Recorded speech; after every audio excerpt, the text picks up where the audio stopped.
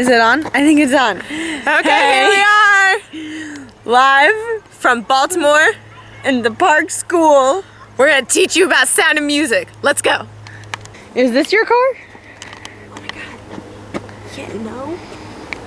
I have like a thing in my car. Is this my car? Welcome to my car! Today, we're gonna unfold the mysteries that is the real Von Trapp family. Let's go. Shall we start with our good friend Georg? Oh my god, can we talk about that just for a second? Oh, and Margot. Oh, hey Margot! So, do you know when he was born? Fun fact. 1880. 1880. Yeah, I know. He became a national hero for his work in the Navy. The Navy. In the Navy. I don't get that. Then he got the title Ritter. What? Usually referred to as Baron. Yeah, it's like the Austrian version of a baron. He got married to his first wife, Agathe. Yeah, Agathe Whitehead. And her grandfather invented the torpedo. They had 7 kids. Yes. They had Rupert, Agathe, Maria, Werner, Hedwig, like Harry Potter, Johanna, and Martina. So the wife, obviously Georg ended up back on the market after his wife passed away from scarlet fever. Hit me with that year, Eliana. 1922. He left the home that he and his wife had shared together and moved to Salzburg. Let's switch on over to our buddy Maria. My girl. Maria Kutschera. Where was she born, Maya? Vienna in 1905. Mm-hmm. What happened to her as a young girl? She got orphaned. Aww. Who was she raised by? She was raised by an abusive relative who was an atheist. And their home was what again? It was socialist.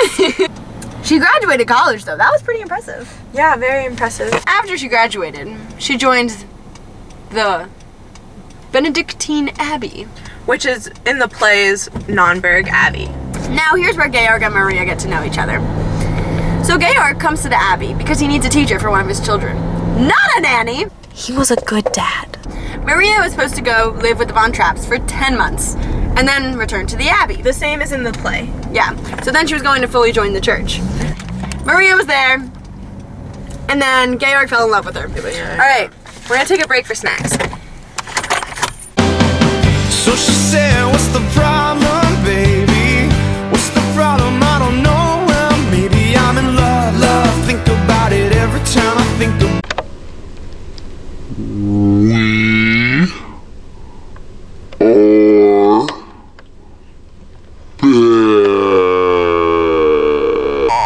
Saying it in slow motion. I was gonna edit it to be in slow motion. But now it'll be in super slow motion. Similar to how it was in the play, you know, she doesn't fall in love with him as quickly as he falls in love with her. Her first like love in the Von Trapp family was the children. Yeah.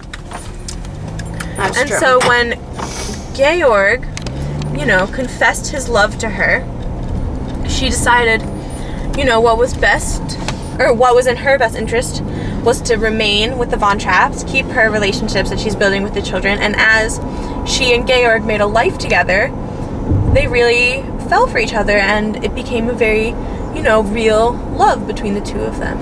They get married, 1927 to be exact. They have 3 more kids. So Maria sort of took over their house. So in order to make more money, they made the Von Trapp family singers.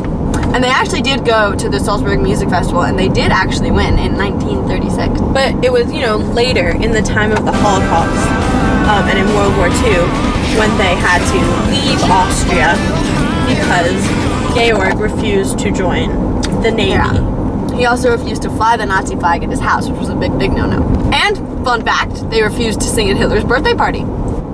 They eventually, later in World War II, they left Austria. They went to Italy first. And then to London, and then to New York.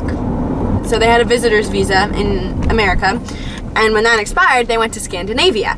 Yeah, only to return to America a few years later. Yeah, in 1939, they came back to New York, and they were living in New York. And then, in 1940, so just a year later, they started a Stowe in Vermont.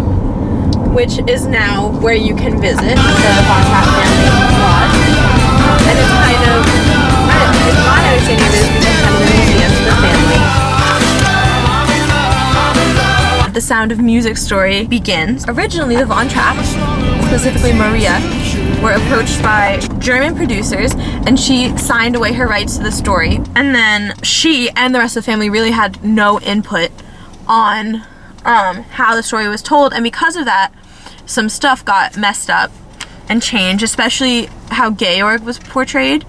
In real life, Georg was very warm, and like a family man. He really cared about his children. He's portrayed as so cold and kind of distant from his kids, and you know, obviously, like, there's a chance it was like that, but it was definitely made to a much greater, like, it was definitely exaggerated.